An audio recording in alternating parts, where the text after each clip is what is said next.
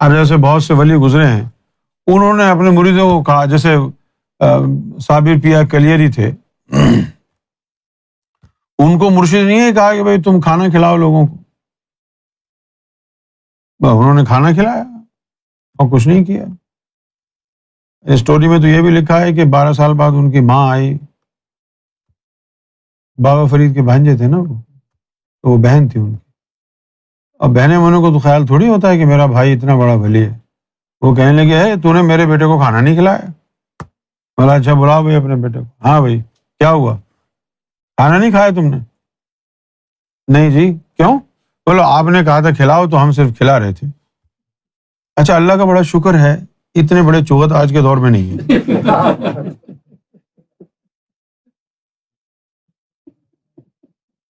یہ مجھے نہیں لگتا کہ یہ کہانی سچی ہے، یہ ایسی کہانیاں سنا سنا کر ہی تو لوگ تصوف سے دور ہو گئے۔ میں آپ لوگوں کو انوائٹ کرتا ہوں پریکٹیکلی کہ آپ مجھے بتاؤ اس طرح کا کیریکٹر دیکھا ہے اپنی زندگی میں کہ وہ 12 سال ہو گئے اور ان کی بہن نے آ کے بابا فرید سے کہا کہ میرا بچہ تو کمزور ہو گیا، تم نے ان کو کھانے کو نہیں دیا۔ اب وہ بچے کو بولا ہاں بھائی تو نے کھانا وانا کیوں نہیں کھایا؟ بولے جی آپ نے تو کہا تھا کھلاؤ تو میں لوگوں کو کھلا رہا ہوں، آپ نے تو کہا ہی نہیں تھا۔ یار ایسے بھی کیریکٹر ہوتے ہیں دنیا میں، یہ تو کامن سینس کی بات ہے نا کہ آپ نے کھانا ہے۔ نہیں آپ نے تو کہا تھا بھائی کھلاؤ، تو ہم 12 سال سے کھلا رہے ہیں، ہم نے کھایا نہیں کیونکہ آپ نے اجازت نہیں دی۔ اچھا اس کے بعد بابا فرید بھی بہت بڑے فنکار، انہوں نے کہا جی کل سے ایک روٹی اپنے لیے رکھ لینا، اور وہ بھی لکیر کے فقیر۔ لکیر کے فقیر کیوں کہا؟ اب انہوں نے کہا ہے کہ ایک روٹی اپنی رکھے، وہ 12 سال تک ایک روٹی رکھتے رہے، کھائی نہیں۔ پھر 24 سال کے بعد پوچھا ہاں بھائی اب اتنے کمزور کیوں ہو گئے، کھانا وانا نہیں کھایا؟ ہم نے تو کہا تھا۔ بولے جی آپ نے کہا تھا ایک روٹی اپنے لیے بھی رکھ لے، تو وہ میں روزانہ رکھتا تھا۔ اب آپ مجھے بتاؤ، یہ کہانیاں لکھی ہوئی ہیں کتابوں میں، میں I am not being offensive, I am just stating the obvious, میں ریالٹی بتا رہا ہوں۔ آپ یہ کتاب میں نہ لکھی ہو، آپ کسی بندے کے بارے میں یہ بات کریں، آپ یقین کریں گے کہ ایسا ہوتا ہے؟ ابے 12 گھنٹے کے روزے کے اندر آدمی کے جو ہے نا وہ آنکھیں آگے پیچھے ہو جاتی ہیں۔ 12 گھنٹے کے روزے میں لوگوں کے منہ سے جھاگ نکلنے لگتا ہے، غصہ آتا ہے لوگوں کو بتاتے ہیں میں روزے سے ہوں، اسے کوئی لفڑا وفڑا نہیں کرنا، ایک چمٹ لگا دو۔ وہ 12 سال انہوں نے کھایا ہی نہیں۔ Come on man, are we talking about human beings؟ 12 سال تک نہیں کھایا، اور وہ بھی اتنے لاپرواہ، یعنی جیسے ان کو پرواہ ہی نہیں، یعنی اس کو ضرورت ہی نہیں کھانے پینے کی۔ کیوں نہیں بھائی؟ 12 سال انہوں نے کہا کہ وہ تم نے کہا ہی نہیں کہ کھاؤ، اور اس کے 12 سال کیوں گزر گئے، 24 سال کیسے ہو گئے کہ جی انہوں نے ایک روٹی روزانہ رکھنے کو کہا، کھانے کو کب بولا تھا؟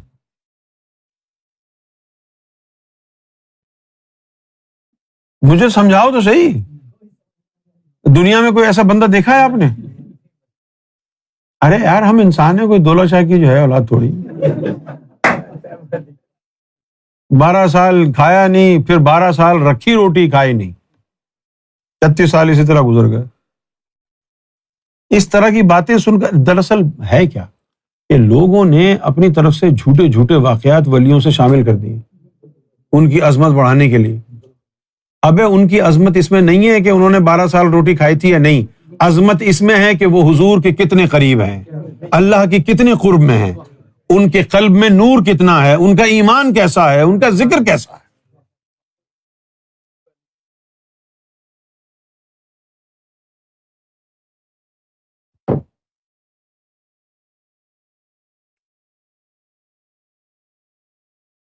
اچھا اب کیا ہوا؟ اب میں آپ کو قصہ سناتا ہوں سلطان حقباہو کی کتاب کا۔ میرے کان کب کھڑے ہوئے؟ اچھا ایک قصہ ہم نے سلطان باہو کا سنا ان کی کتاب میں، انہوں نے نہیں لکھا، لوگوں نے لکھا کہ بھائی وہ ایک دفعہ جا رہے تھے تو کیا ہوا، شور کی آواز آئی، انہوں نے لوگوں سے پوچھا یہ شور کیسا ہے؟ اور لوگوں نے کہا کہ بھائی وہ رمضان کا چاند جو ہے وہ نظر آ گیا ہے، تو اس لیے لوگ خوشی کا اظہار کر رہے ہیں۔ تو انہوں نے کہا اچھا، پھر انہوں نے سوچا چلو یار شکرانے کے طور پر میں مراقبہ کر، لہٰذا انہوں نے مراقبہ کیا، مراقبہ میں بیٹھ، پھر شور اٹھا دوبارہ، ان کو ہوش آیا، انہوں نے پوچھا ہاں بھائی شور کیوں ہو رہا ہے اب؟ کہنے لگے جی وہ عید کا چاند نظر آ گیا۔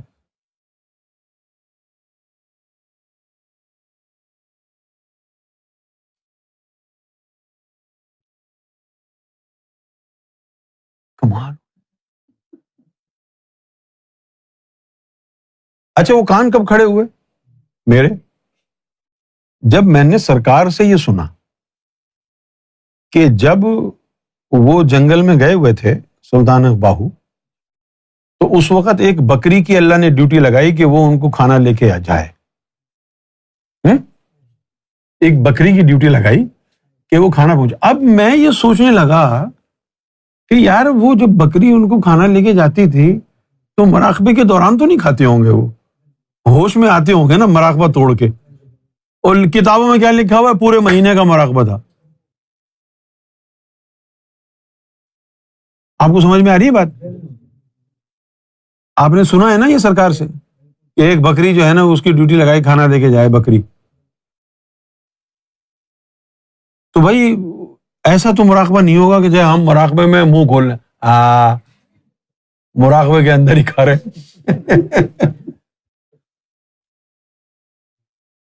وہ ساقی تو نہیں ہو رہی۔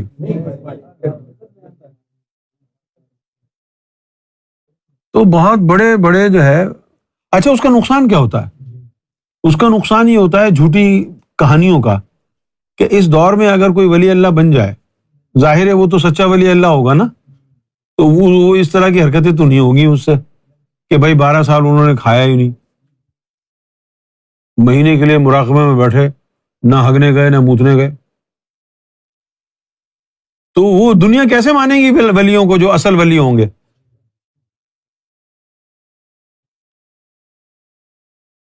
کیونکہ اگر کسی کے بارے میں کہو ولی ہے، وہ کہے گا جی کرامت دکھاؤ۔ ولی تھوڑی یہ تھوڑی دیکھتے ہیں لوگ کہ اس کا اللہ سے کیسا تعلق ہے، اس کے اوپر 360 تجلیاں گر رہی ہیں، وہ تو نظر نہیں آتی لوگوں کو۔ یہ اللہ سے ہم کلام ہوتا ہے یہ تو ان کو نہیں پتہ چلتا، وہ تو اللہ اور اس بندے کے بیچ میں ہے نا، آپ کو کیسے پتہ چلے گا کہ اس کے اللہ سے بات ہوتی ہے یا نہیں؟ تو لوگوں کے نزدیک ولایت کا معیار کیا ہے پریکٹیکلی؟ ان کے نزدیک یہ ہے کہ بھائی کوئی کرامت ہوگی۔ سب سے پہلے یہ پوچھیں ہاں جی کرامت کیا ہے ان کی؟ ابے بھائی کیسی کرامت؟ آپ کو روحانیت کا پتہ بھی ہے؟ کرامت کا اظہار صرف بحالت جلال ہوتی ہے، اور حدیث میں آیا ہے استقامہ فوق الکرامہ، کہ حالت صحب میں رہیں، استقامت ہونی چاہیے تجلیوں پر، کیونکہ اس کا مرتبہ کرامت سے اوپر ہے۔ استقامہ فوق الکرامہ، کرامہ سے بہتر ہے استقامت، اور دنیا آپ کو ولی اس وقت مانے گی جب آپ کی کرامت دیکھے گی۔ کرامت کیا ہوگی؟ تو امیر ہو جائے گا، وہ امیر ہو گیا، واہ واہ واہ ہم نے ولی مان لی۔ یہ کام تو شیطان بھی کر سکتا۔ یا پھر تو نیا نیا جیسے یہاں آیا اور ہم نے بتا دیا ہاں تیرا یہ نام ہے، تیرے باپ کا یہ نام ہے، تیری اس وقت شادی ہوئی، تیرے گھر میں کمرے میں ادھر فوٹو کس کا لگا ہے، ادھر کس کا لگا ہے، یہ بول دیا نا او تو ولی۔ یہ کام تو عاملین بھی کر سکتے ہیں، جنات کو بھیج کے تیرے گھر پہ، جن کو بھیجیں گے موکل کو بھیجیں گے، جا بھی پتا کر کے لا پوری کہانی۔ اور یہی ہو رہا ہے بھائی، ہم تو پیر صاحب کے پاس ان کو سب پتا تھا، ایسا بولتا ہے ان کو سب پتا تھا۔ ابے ان کو سب کیسے پتا تھا؟ دل کا حال جانتے ہیں نا، وہ تیرے پورے خاندان کا حال تھوڑی جانتے ہیں ولی۔ تیرے گھر میں بلی کہاں بیٹھی ہے، تیری ماں نے پیسہ کہاں چھپایا ہے، یہ جنات کے کام ہے، ولیوں کے کام نہیں ہے۔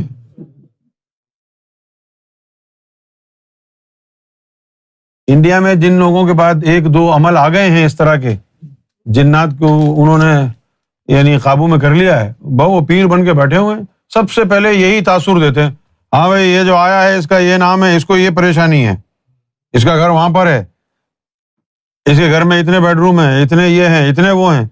بندہ بولتا اوہ سبحان اللہ، ان کو تو سب پتا ہے. وہ بکرا قربانی کے لیے تیار ہو.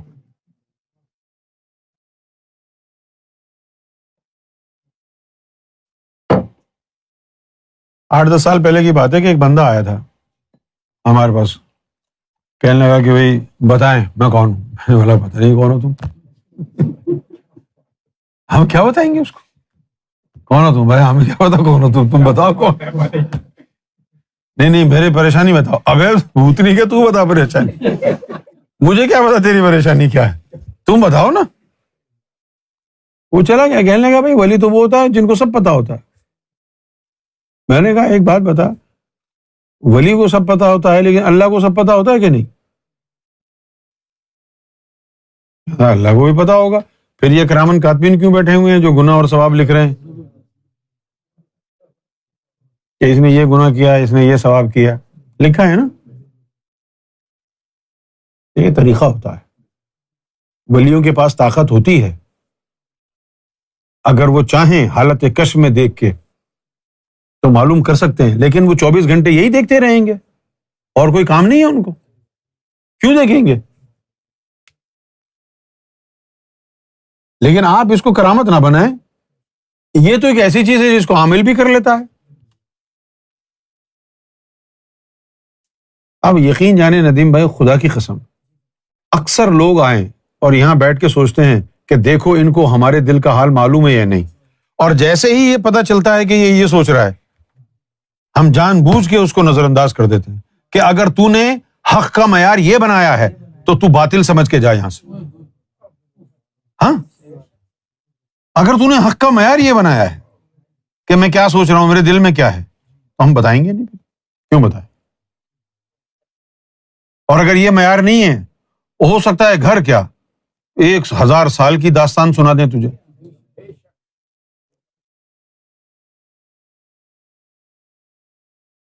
شروع میں انہیں یہ بہت کیا. میں جب یہاں سے جاتا تھا ابو دھابی اور شارجہ، دبئی، ان لوگوں کے پاس 2002-2003 میں ان لوگوں کو جو ہے تنگ کرتا تھا،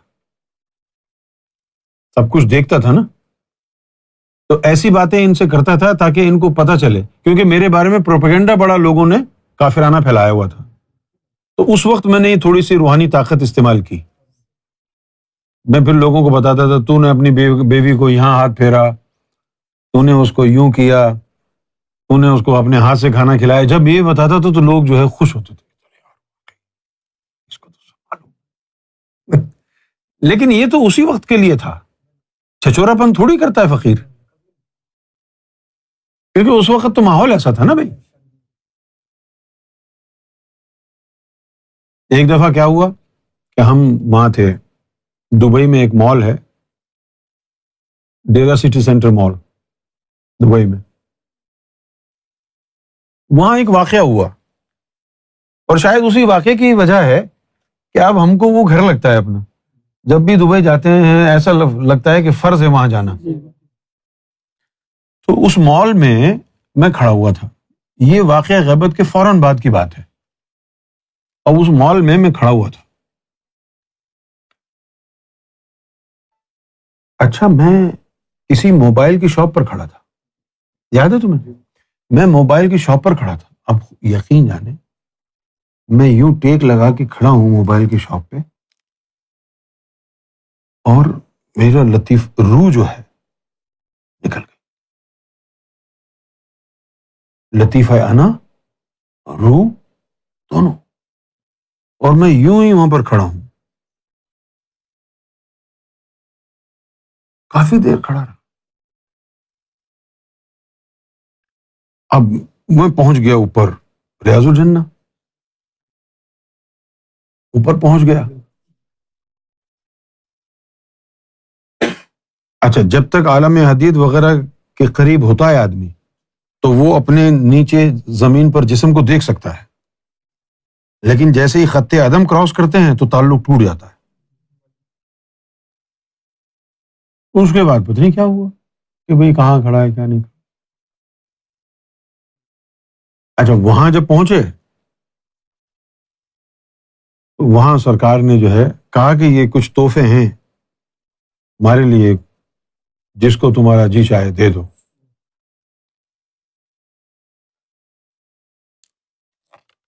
اچھا پھر تھوڑی دیر بعد جو ہے یوں جھٹکا لگا، روح دوبارہ اندر آ گئی.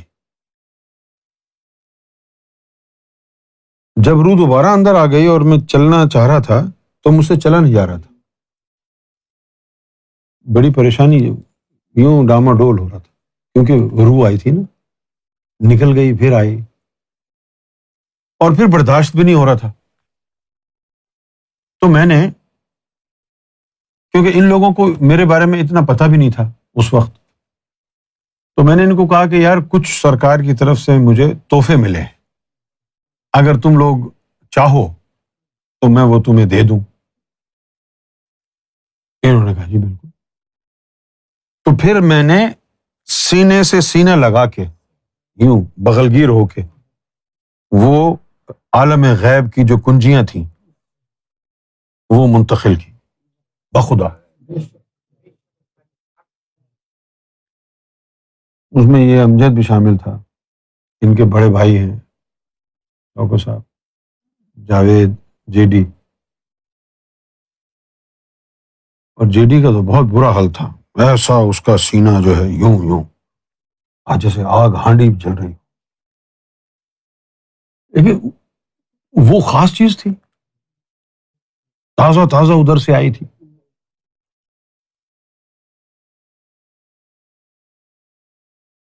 تو ان کو دے دی وہ،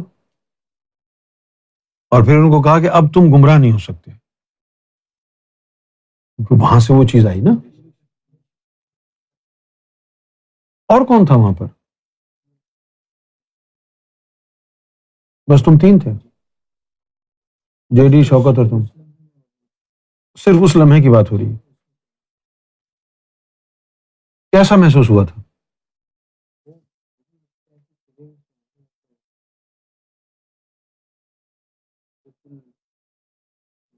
فیلنگ جو ہے وہ کبھی ایسے فیل ہی نہیں ہوا.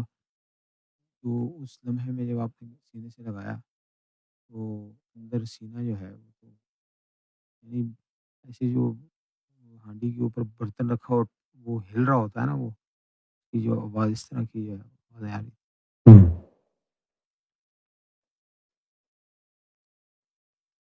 اب پتہ نہیں اس کو کیا کہیں گے کہ عالم غیب سے کچھ آئے ہیں. اچھا اس میں کرامت یہ نہیں ہے کہ عالم غیب سے کچھ آیا اور آپ نے دے دیا. کرامت کیا ہے؟ اس کے برداشت کرنے کی طاقت دی، کیونکہ جو آیا ہے اس کو پتہ ہی نہیں آپ کو کیا ہے.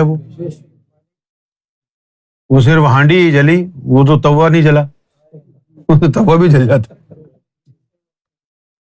اتنی پاورفل چیز. کنجی کوئی پاورفل نہیں ہوتی کیا؟ اب یہ کنجی کیا ہے؟ کنجی یہ ہے کہ جس انسان کے سینے میں عالم غیب کی کنجی رکھی ہوگی، جس انسان کے سینے میں عالم غیب کی کنجی رکھی ہوگی، اس سے جو محبت کرنے والے لوگ ہوں گے وہ ان کے دل اس کنجی سے جڑ جائیں گے، اور اس کا مطلب یہ ہوگا کہ یہ ضم ہو گئے. جو اس سے جڑ گئے وہ یہی کہتا رہے گا وہ ہو جاؤ گے، ہو جاؤ، وہ ہو چکے ہوں گے کیونکہ کنجی اس کے سینے میں ہے نا.